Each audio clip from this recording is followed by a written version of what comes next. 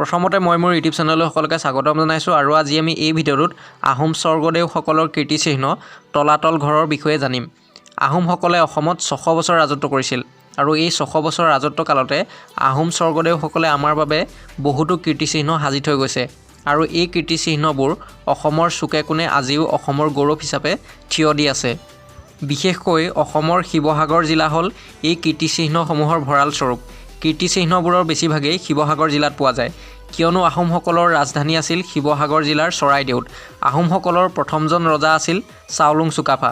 বিভিন্ন সময়ত স্বৰ্গদেউসকলে নিৰ্মাণ কৰা এই কীৰ্তিচিহ্নবোৰৰ লগত বহুতো ৰহস্য জড়িত হৈ আছে। ইয়াৰে কিছুমানৰ ৰহস্য আজিও ফাদিল হোৱা নাই। তাৰে ভিতৰত আহোমসকলে নিৰ্মাণ কৰা তলাতল ঘৰ অন্যতম। এই তলাতল ঘৰৰ লগত বহুতো ৰহস্য জড়িত হৈ আছে। এই ৰহস্যময় তলাতল ঘৰটো আহোম স্বৰ্গদেউ ৰাজেশ্বৰ সিংহই নিৰ্মাণ কৰাইছিল আৰু ইয়াৰ ভিতৰত অৰ্থাৎ তলাতল ঘৰৰ ভিতৰত এটা গুহা আছে আৰু এই গুহাটোৱেই হ'ল ৰহস্যৰ মূল উৎস। তলাতল ঘৰৰ এই গুহাটোত যদি কোনো ব্যক্তি প্ৰৱেশ কৰে তেন্তে সেই লোকজন এই গুহাটোৰ পৰা কোনোদিনেই জীৱন্তভাৱে ওলাই অহাটো অসম্ভৱ। কিয় কোনো লোক এই গুহাটোত প্ৰৱেশ কৰিলে আকৌ জীৱন্তভাৱে ঘূৰি অহাটো অসম্ভৱ, এই বিষয়টো আজিও ৰহস্যৰ আঁৰত।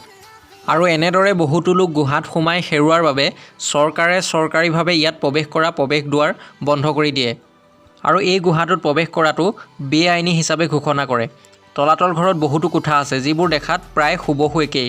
সেইবাবে ইয়াত কোনো লোক প্ৰৱেশ কৰিলে দিশহাৰা হৈ সোমোৱা বাট ওলোৱা বাট ধৰিব নোৱাৰা হয়, যাৰ বাবে এই ঘৰটোক তলাতল ঘৰ হিচাপে আখ্যা দিয়া হয়। এই তলাতল ঘৰটো নিৰ্মাণ কৰাৰ আঁৰত এটা ৰহস্য লুকাই আছিল। যদি কোনো শত্ৰু ৰাজ্যৰ লগত যুদ্ধত পৰাজিত হ'ব লগা হয় তেতিয়া ৰজাই গোপনে এই তলাতল ঘৰত থকা গুহাটোৰ মাজেৰে পলায়ন কৰিছিল। তলাতল ঘৰৰ এই গুহাটো দিখৌ নৈৰ পাৰলৈকে আছে। ইয়াৰ পিছত ৰজাই নাও লৈ পলায়ন কৰিছিল। তলাতল ঘৰৰ কোঠাবোৰ একে আকৃতিত নিৰ্মাণ কৰাৰ উদ্দেশ্যটো হ'ল যে যদি কোনো শত্ৰু এই তলাতল ঘৰত প্ৰৱেশ কৰে তেন্তে তেওঁৰ পক্ষে ইয়াৰ পৰা বাহিৰত ওলোৱাটো প্ৰায় অসম্ভৱ। তলাতল ঘৰৰ এই ৰহস্যৰ বাবে আৰু শিৱসাগৰত থকা ৰজা মহাৰজাসকলৰ আপুৰুগীয়া কীৰ্তিচিহ্নবোৰ পৰিদৰ্শন কৰিবলৈ ইয়াত বহুতো দেশী বিদেশী পৰ্যটক আহে।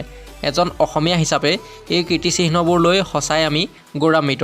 ইয়াৰ উপৰি শিৱসাগৰত বহুতো আপুৰুগীয়া কীৰ্তিচিহ্ন আছে।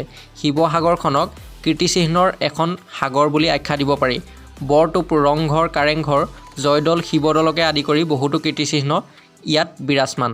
আৰু যদি ভিডিঅ'টো ভাল লাগিলে অনুগ্ৰহ কৰি এটা লাইক কৰিব, কমেণ্ট কৰিব, শ্বেয়াৰ কৰিব আৰু যদি মোৰ চেনেলটো নতুনকৈ চাইছে তেন্তে ছাবস্ক্ৰাইব কৰিবলৈ নাপাহৰিব।